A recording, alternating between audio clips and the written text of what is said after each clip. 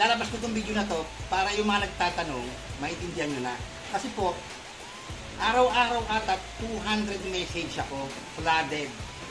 Ang hirap po. At isa lang po ang tanong. Mapapansin niyo po.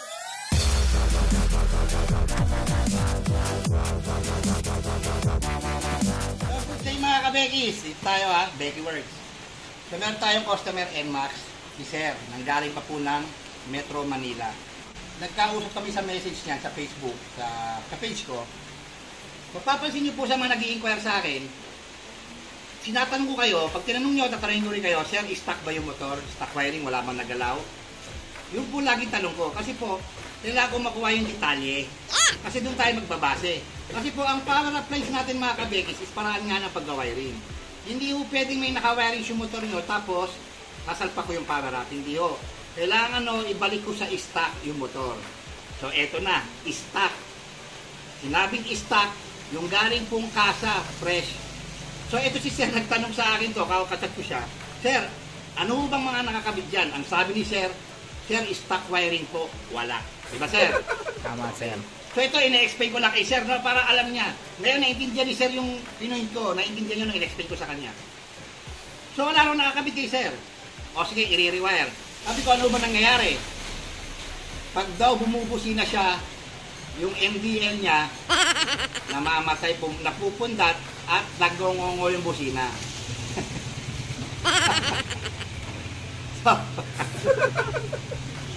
So, sabi ko kay Sir, so may MDL, saka may busina nakakabit.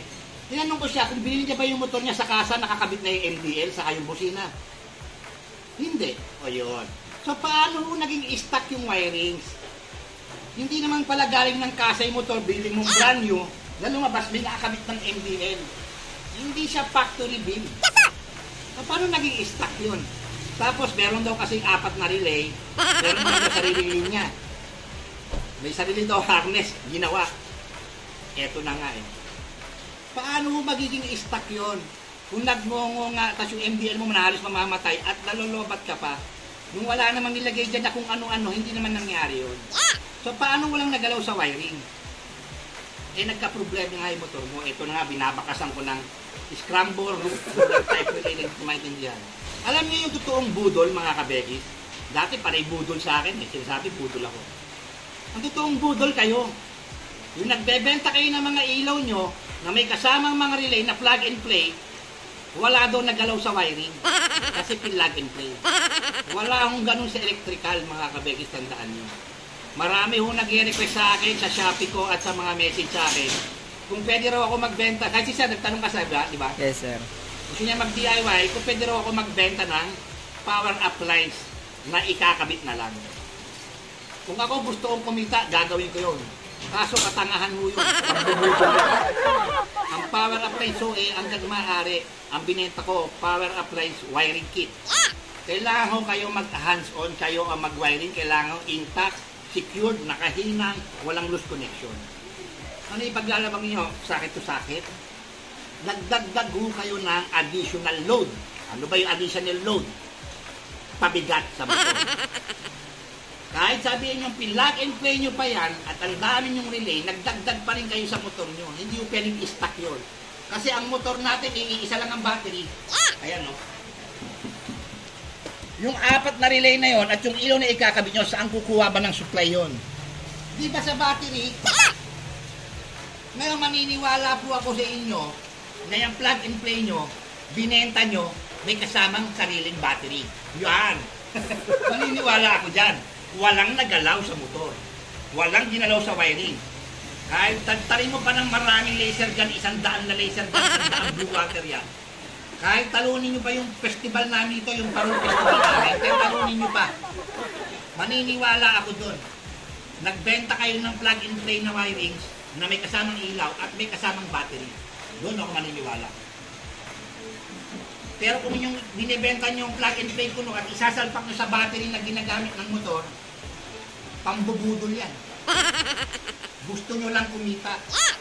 Dito kukuha ng source. Binigyan mo ng trabaho yung motor. Yung battery mo lang. FI ho to mga kabekis, hindi naman to card type.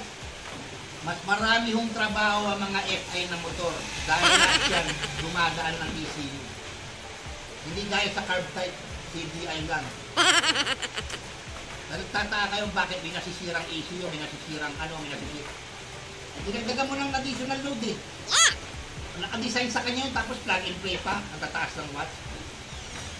Tapos, peke pa yung materials kasama. Fuse box na nag-aasin, nagbubulok ito eh. Ceramic socket na pinapasukan ng tubig na nag-aasin. Automotive wire raw, global ang tatak. Automotive wire daw yung gano'n. Ito si Zero yung nakakabit sa kanya. May nagmalaki pa niya sa akin, automotive wire.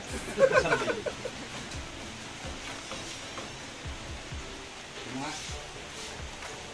Oo nga no, automotive wire.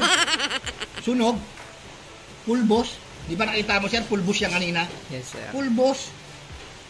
Pati yung plug and play na nakasaksak sa kanya, yung kulay pula na alambot, tinanong ko lang, naputol. Yan. Ang yan ang totoong budol. Mga kabekis, tandaan nyo. Ang totoong mangbubudol, yan yung mga nagbebenta ng plug and play. Dahil wala mo ba niya sa pag-electrical. Kayo ho ang mag-install actual i-wiring nyo. Hindi gaya yung isang customer ko nga sa PCX sa Bataan. Sabagay, yun yata ang silbi ng plug and play. Pag nalobat, yung customer kayang tanggalin. Diba? Tatawag, sir, plug and play ko, bumigay. Naglobat ako. Okay lang sir, tanggalin mo muna, madali naman. Ganun pala yun. Kumita ka na, tapos patatanggal mo sa customer kasi madali lang, kasi plug and play. Yun, mindset ha. Ang galing mo. Plug and play. So, nasa inyo na yung kabekis no, kung anong gusto nyo paniwalaan. Isa kasi, yun yung experience ko, yun yung akin na, actually ba, sumasama nga loob ko kasi, nagiging shortcut na yung pag-wiring ng mga motor eh. Yun ang nakakaharap ko rito. Yan ang rason ko bakit ako lumabas bilang magbablog. Napansin nyo yung mga vlogs ko, yung mga pinapakita ko tutorial sa inyo. In general, wala akong gustong patamaan na tao. In general na yung ginagawa ko kasi paulit-ulit po na-encounter kong wiring dito na puro ganon, plug and play. Ang daming relay, wala naman daw ilaw sa wiring. Yun ho. Kaya ikaw kabekis na mag-i-inquire sa akin, mapanood mo na sana to.